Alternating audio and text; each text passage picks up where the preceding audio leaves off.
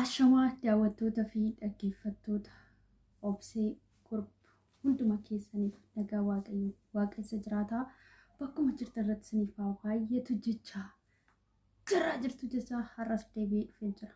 Maal qabattee dhufte? Obseen jechuun keessan hin oolu waan ajaa'ibaan qabadhee dhufe. Maaluma qabattee jechuun keessan hin oolu isa duratti garuu viidiyoota kiyyaaf haaraa warri taatan laayik, sheer, sabskiraayib gochuudhaan maatiin haa taasisan jira. Warroonni maatiin haa taatanis galatooma isin jira. Baay'ee sin jaaladha, baay'ee sin kabaja. Waaqayyo immoo sin eebbisu jechuun barbaada. Har'a immoo maal qabattee dhufte yoo jettanii kaameraa kana maal qabattee dhufte jechuun keessan hin oolu piraankii ajaa'ibaan qabadhee dhufe. Eenyumarratti piraankii jechuun keessan oolan. Piraankii kana jedhus nama sin jaalattan yoo na milkeesse nama sin jaalattan nama sin baay'ee jaalattanii innis eenyu jettanii Saaraa jechuudha. Saaraa hojii fi nama sin baay'ee jaalattanidha. Baay'een jaalattu irratti hojjedhee dhufeen jira jechuudha. Bilbila naa kaaste mee itti bilbila yaaletan laala. Ittuma yaala laala yoo naa kaaste jechuudha. Waaqayyo na milkeesse piraankii ajaa'ibaa irratti hojjechuu barbaade yoo naa kaaste jechuudha.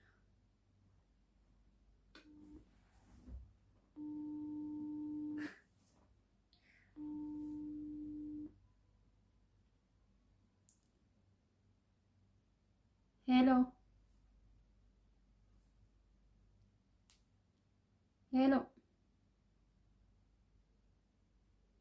Hello.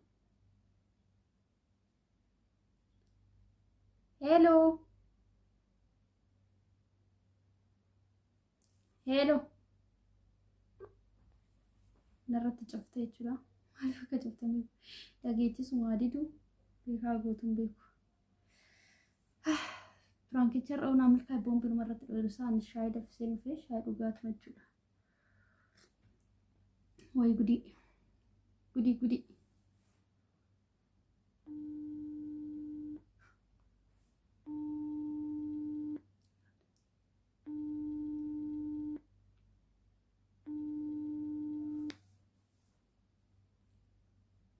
Hello.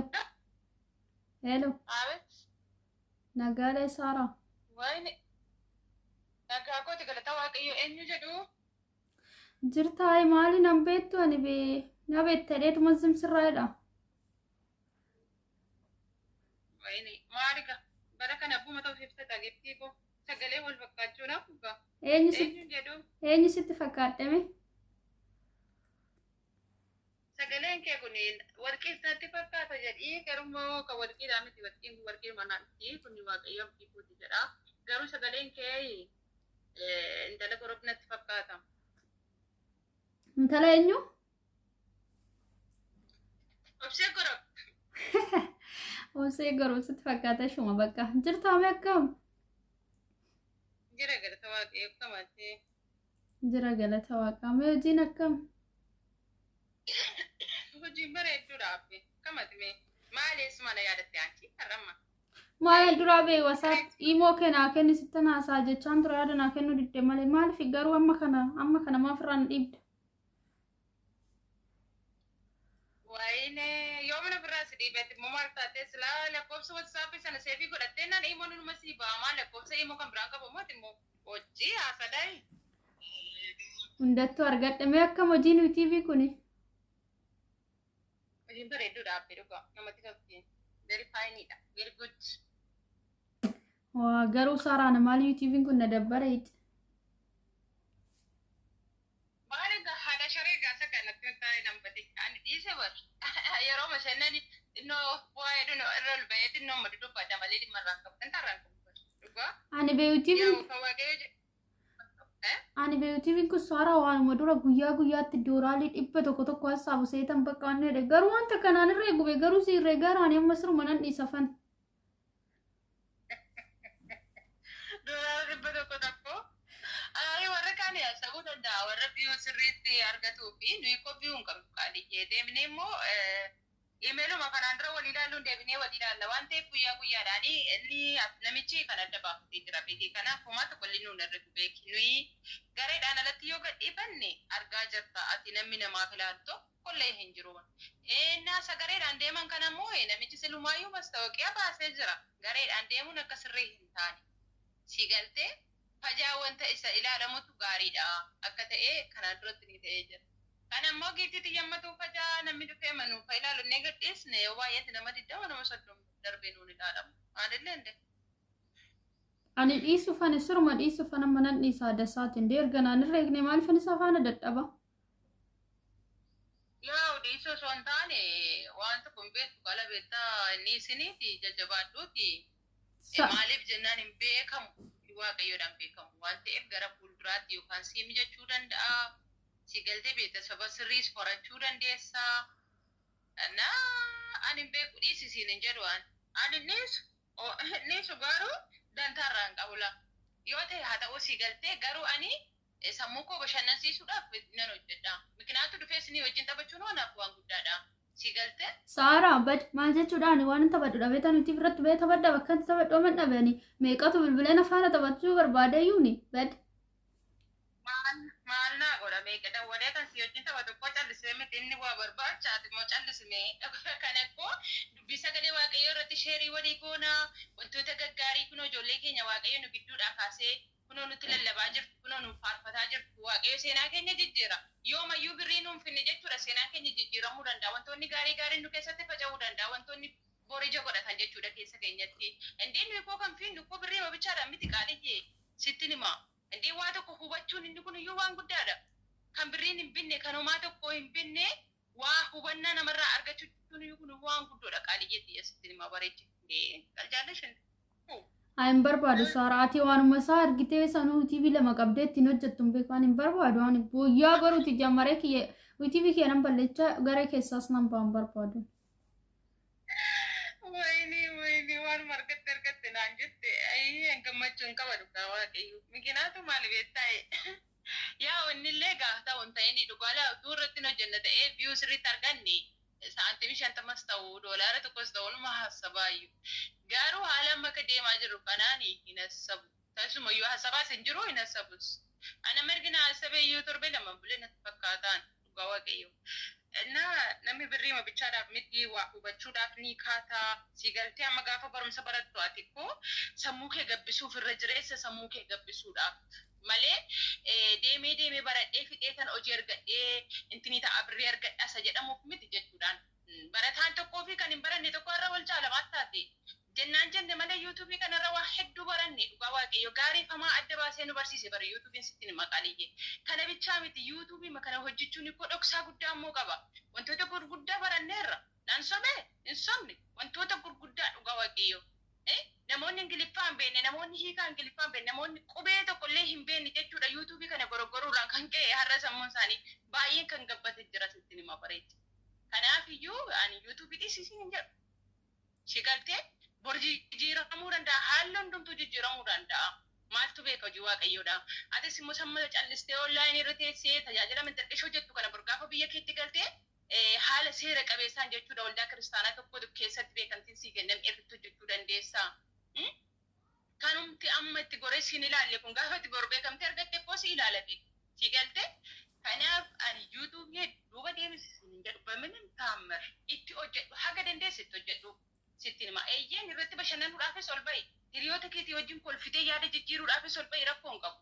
Indee namoota itti haasa'uun dhabee kan jettu inni kun kan biraadha. Inni ci keessaan dhufee sitti dawwalu nama tokko ta'a. Nuyi garuu asitti nama 20 taanee jechuudha yaada nama 20maatiin wal jijjiirree waan baay'ee walirraa barachuu dandeenya. Sittiin hima bareetti. Si galtee akkasiidha inni keessaan dhufee ammas immoo si dawwalu jennaan jenne malee wangeela si barsiisuu hin dhufu. Yoo ta'e si kuffisuu dhufa malee si dhaabuu hin dhufu. Eegarmishin sittiin hima bareechee. Garuu asirratti nama 20 kana keessa jechuudha yaada 20tu jira.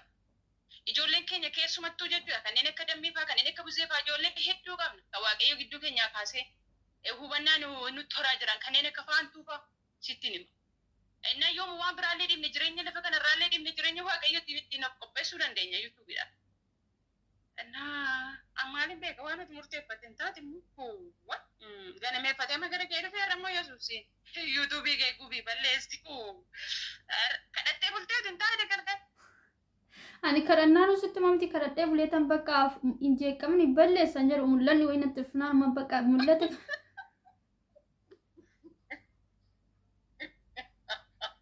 Wallaahi jedhime kun abuur eessaa dhufeseete jaatamii jaasani biraan buusaa balleessiisa. ماما قالت يعني خايفين قطار ياكلون هدي صاحب الزبالة. Okay.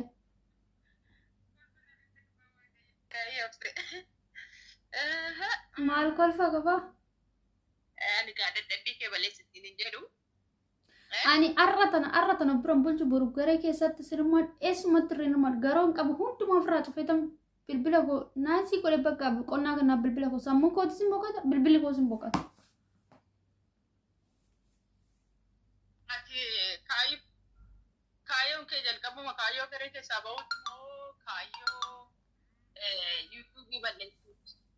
Ujibi balleechuuti bakka ujibi kana barbaadu maali gifti koo an birrii takka ani beedura lal akkanatti kun hoggaa birrii akkanatti namni qabeetoo ujibi nu kaffale jedhan badee anaafis akkasumatti gabbuusa jedhee tallaan bakka fagaggedhee meeqa alfaati meeqa nama meeqa dhadhee banadhee jechuudha. Har'a garuu ni saantima takka hin herreegne namni sun echaa fide akkanatti akka kumtaanan baatu fakkaata ijoolleen tokko sirii feestaaluma guutanii baatu birrii. Dhaggeeffadha akkuma durasii takkase jechuudha namni gaafa waa hojjetu birrii manirraa argata jedhee miti naggaadeen tokkos gaafa nagaddu seetu kun kassarti seetu kun argatti isa kana beekadhu ati amma fakkeenyaaf dheengadda maal jedha taamiraati ani hin hojjedhu naan jedhaa bar ani hin hojjedhu yuutuuba kan birraan dhiisaa kunoo kaleessa meeqaan hin gaadhee har'a manirraa kaasee meeqatti nagalchee jedhee jeeni hojii yuutuubii kunii hojii naggaadee hojii wal fakkaataa gizee tokkoon argattaa gizee tokkoon nafdaan jedheen.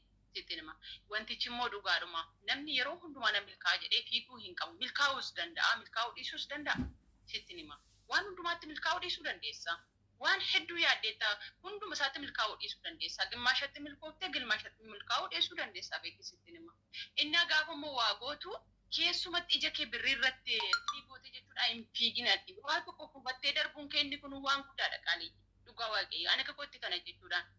Sinitinima utuu yuutuubiin kun hin jiraanne utuu miidiyaan kun hin jiraanne ila ani dhugaa waaqayyoodha ammuma kana jechuudha yoonaataan kun dhaggeeffadhaan utuma yuutuubiin kun hin jiraanne utuu miidiyaan kun hin jiraanne wanta yoonaataan irraa bare jechuudha eenyu kan nan barsiifne sittinima manni barumsaa kan nan barsiifne utuma miidiyaan kun hin jiraanne ani eenyuma irraan bara barumsa yoonaataan na barsiise dhugaa waaqayyo sittima waaqayyo gaafa dubbatullee samaa irraa gadi bu'ee miti kan inni dubbatu. Deeggartolee kana bakkalutti sittinima nama sii kaaseetti nama immoo kunoo waaqayyo intarneetiin barraan nuufa siis borakkuma kana jechuudha har'a itti dhabde malee har'a firii isaa itti dhabde malee bor firii isaatti argachuu dandeessa kana keessatti immoo deemsa kee keessatti obsa qabaachuun dirqama waan gootu hundumaa keessatti obsa qabaachuun dirqama mikinaatu namni ganama dhabee galgala argachuu danda'a akka dadhabdetti immoo akkati nafne erganyaan eenyumtu jechuudha.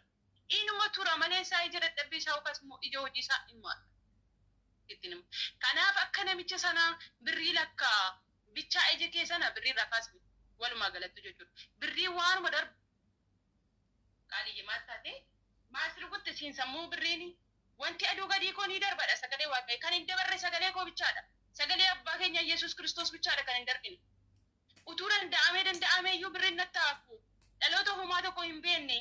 Kunoo yuutuubii koo kana irratti dubbadheetanii dhaloota homaa tokko hin beekne dubbii sagalee waaqayyoodhaa hin beekne lafa onaa keessa deeme ittiin barsiisa miila dubbii sagalee waaqayyoon ittiin barsiisa lallabaa babal'isa osoo jettee waaqayyo hagamoo kan isi guddisu beekisitti maqaadhe har'ati birrii sana irratti ija kee qattee lakkeen oo dudduuban deebi'anii akka namicha sanaan ta'a jedheetti yaade indee minuun ishma wuddee indee utuu beektummaa wallaalta.